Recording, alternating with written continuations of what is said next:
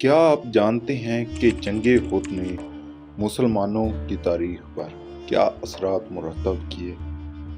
آئیں آج ہم اس تاریخی معرکے کے بارے میں جانتے ہیں۔ جنگ احد جو کہ اسلامی تاریخ کا ایک اہم واقعہ ہے، مسلمانوں کے لیے ایک بڑا سبق اور نصیحت۔ یہ معرکہ حضور اکرم صلی اللہ علیہ وآلہ وسلم کے دور میں 3 ہجری میں پیش آیا۔ اس جنگ میں مسلمانوں نے بہادری سے لڑائی کی، مگر کچھ غلطیوں کی وجہ سے انہیں نقصان اٹھانا پڑا۔ اس واقعے نے مسلمانوں کو اپنی غلطیوں سے سیکھنے اور اپنی ایمان کو مضبوط کرنے کا موقع فراہم کیا۔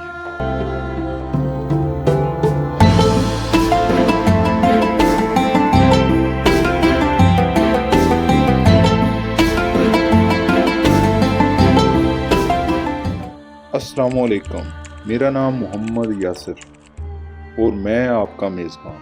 آج ہم آپ کے لیے اسلامی تاریخ کے ایک اہم واقعے جنگ احد کے بارے میں مکمل تفصیلات لے کر آئے ہیں۔ ہمارا چینل دا تقویٰ سیریز پر ہم اسلامی تاریخ کے مختلف واقعات اور ان کے اثرات پر بات کرتے ہیں۔ آج کا ہمارا موضوع ہے جنگ احد، جو مسلمانوں اور قریش کے درمیان ہونے والی دوسری اہم جنگ۔ اس سے پہلے جنگ بدر کا واقعہ پیش آ چکا تھا اور وہاں پر مسلمانوں نے کفار کو شکست سے دوچار کیا تھا۔ جنگ بدر کے بارے میں مکمل تفصیلات ہمارے چینل پر موجود ہیں۔ تو چلیے سٹارٹ کرتے ہیں جنگ احد کے بارے میں۔ جنگ احد مکہ کے قریش کے ساتھ دوسری بڑی جنگ تھی۔ قریش کے سرداروں نے جنگ بدر کے بعد بدلہ لینے کے لیے ایک بڑی فوج تیار اور مسلمانوں پر حملہ کرنے کا ارادہ کیا۔ حضور اکرم صلی اللہ علیہ وآلہ وسلم نے مسلمانوں کو احد پہاڑ کے قریب پوزیشن لینے کا حکم دیا۔ مسلمانوں کی تعداد تقریباً 700 کے قریب تھی اور ان میں بہت سے جلیل و قدر صحابہ کرام شامل تھے۔ دوسری طرف قریش کی فوج کی قیادت ابو سفیان کر رہا تھا اور ان کی تعداد تقریباً 3000 کے قریب تھی۔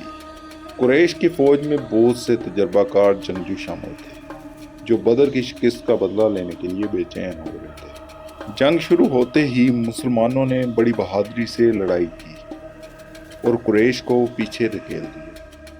حضرت علی رضی اللہ عنہ، حضرت حمزہ بن عبد المطلب رضی اللہ عنہ، حضرت زبیر رضی اللہ عنہ اور دیگر جلیل القدر صحابہ نے بڑی بہادری سے دشمن کا مقابلہ کیا اور ان کے حملوں کو ناکام بنایا۔ مگر جب مسلمانوں نے قریش کو بھاگتے دیکھا تو کچھ لوگوں نے مال غنیمت جمع کرنے کے لیے اپنی پوزیشن چھوڑ۔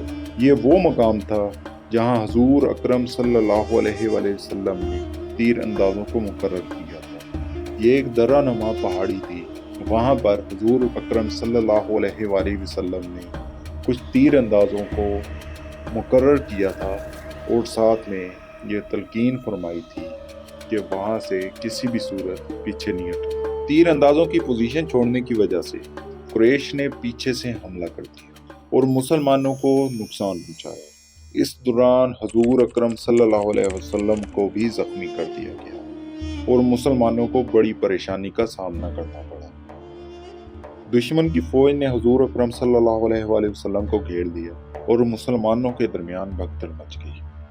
حضرت مصعب بن عمیر رضی اللہ عنہ، جو حضور اکرم صلی اللہ علیہ وآلہ وسلم کے جھنڈے کے حامل تھے، اس جنگ میں شہید ہو گئے۔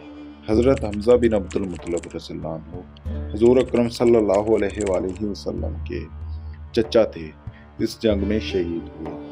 حضرت علی رضی اللہ عنہ نے بھی بڑی بہادری سے لڑائی کی اور مسلمانوں کا دفاع کیا۔ حضرت سعد بن ابی وقاص رضی اللہ عنہ اور حضرت طلحہ بن عبید اللہ رضی اللہ عنہ جیسے صحابہ نے بھی اہم کردار ادا کیا اور اپنے ایمان اور جذبے کا عملی مظاہرہ کیا۔